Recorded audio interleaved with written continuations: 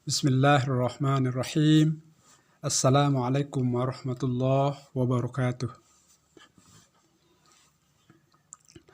Saudara-saudaraku sekalian, pecinta Al-Quran, rahimakumullah.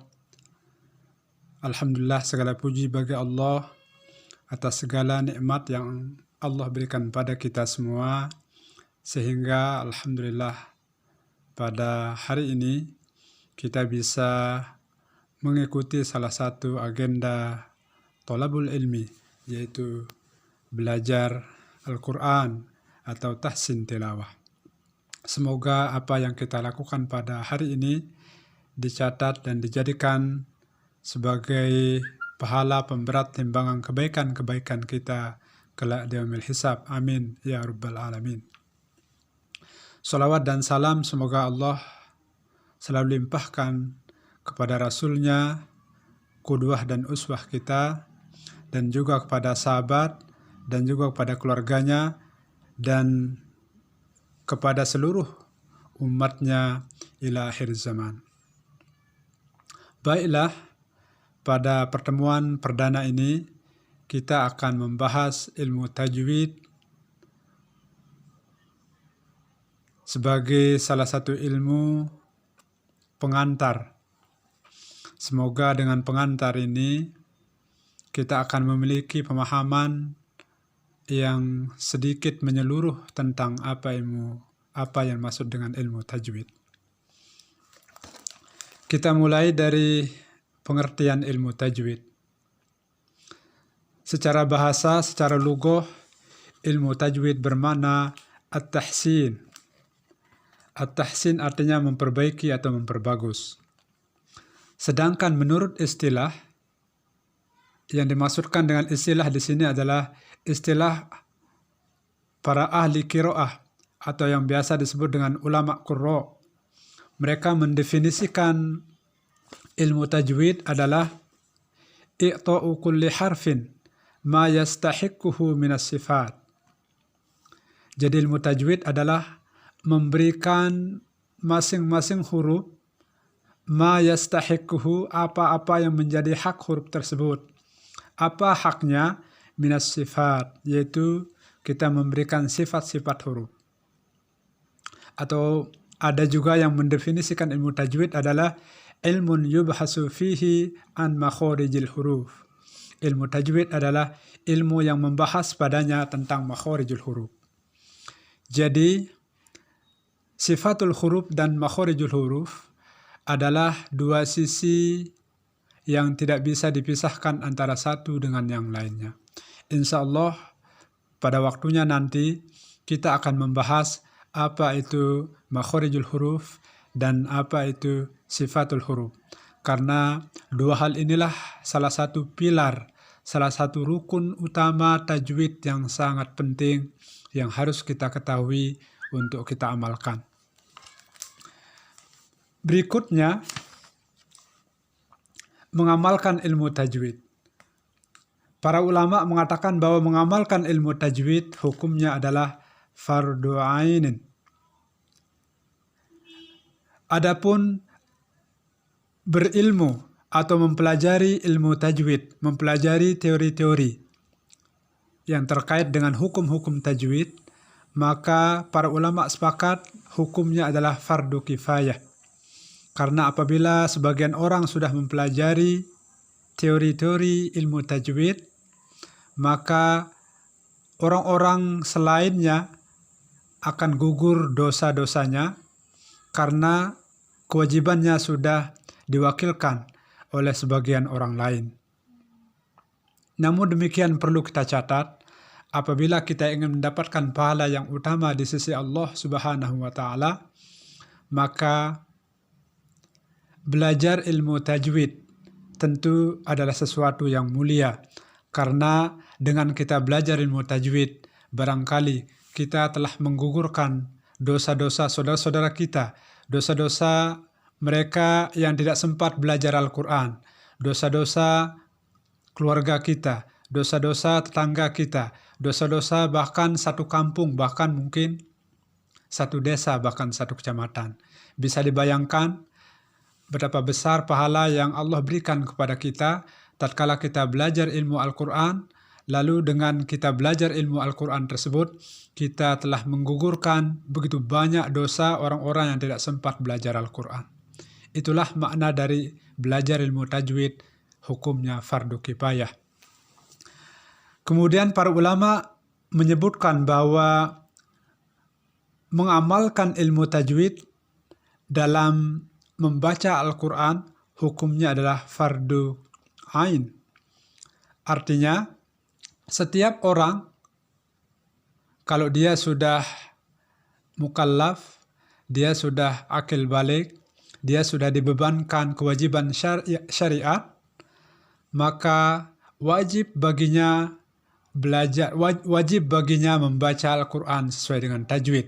Perkara dia ahli dalam teori tajwid, perkara dia bukan ahli dalam bidang ilmu tajwid, maka itu tidak menjadi persoalan.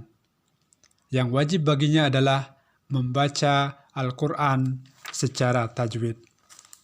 Dalilnya adalah kita bisa lihat di dalam Al-Quran surat Al-Muzammil ayat 4, "Waruttilil Qur'ana tartila." Allah menyebutkan, dan bacalah Al-Quran dengan setartil-tartilnya. Kemudian ada seseorang bertanya kepada Imam Ali radhiyallahu anhu, "Wahai Ali, apa yang maksudkan dengan tartil dalam ayat 4 surat Al-Muzammil ini?" Kemudian Imam Ali mengatakan, "At-tartilu huwa tajwidul huruf wa ma'rifatul wukuf." Tartil yang dimaksudkan dalam ayat ini adalah yang pertama, tajwidul huruf, memperbagus bacaan, mentajwidkan bacaan-bacaan kita. Tadi sudah disebutkan di atas bahwa pengertian tajwid adalah memberikan hak-hak dari setiap huruf tersebut berupa sifatnya. Artinya, setiap huruf yang kita baca, kita harus memberikan sifat-sifat dari huruf tersebut. Tidak boleh kita mengurangi sifat-sifat dari huruf tersebut. Dan juga tidak boleh kita memberikan suatu sifat yang dia tidak memiliki sifatnya. Jadi kesimpulannya adalah setiap huruf yang kita baca di dalam Al-Quran, kita harus selalu memberikan sifatnya, tidak melebih-lebihkan, dan juga tidak mengurangi apa yang menjadi haknya. Itulah yang disebut dengan tajwidul huruf. Kemudian yang kedua, ma'rifatul wukuf, artinya membaca Al-Quran, kita harus faham di mana kita harus berhenti, dan kita juga harus faham di mana kita memulai. Jadi ma'rifatul wukuf maknanya juga adalah al-ibtida, yaitu memulai bacaan ketika kita berhenti. Jadi ini sangat penting agar apa? Agar makna dari Al-Quran yang kita baca tidak melenceng dari tujuan diturunkannya, yaitu untuk menjadi guidance, untuk menjadi panduan bagi seluruh umat manusia. Saudara-saudaraku pecinta Al-Quran rahimakumullah, demikian sedikit tentang pengertian ilmu tajwid. Maka sebelum kita memulai praktek, kita jelaskan sedikit faidah atau fadilah mengapa kita perlu belajar ilmu tajwid. Imam Ibnul Jazari, salah seorang ulama ahli qurra, salah seorang ulama ahli qiraah yang hidupnya sekitar 700-an Hijriah, salah seorang muhakkik al-hafiz yang sampai saat ini ilmunya dijadikan rujukan oleh seluruh ulama qiraah dunia, menyebutkan di dalam kitabnya yang terkenal yaitu An-Nashr juz 1 halaman 296, beliau menyebutkan hadis Rasulullah Shallallahu Alaihi Wasallam dari sahabat Zaid bin Sabit.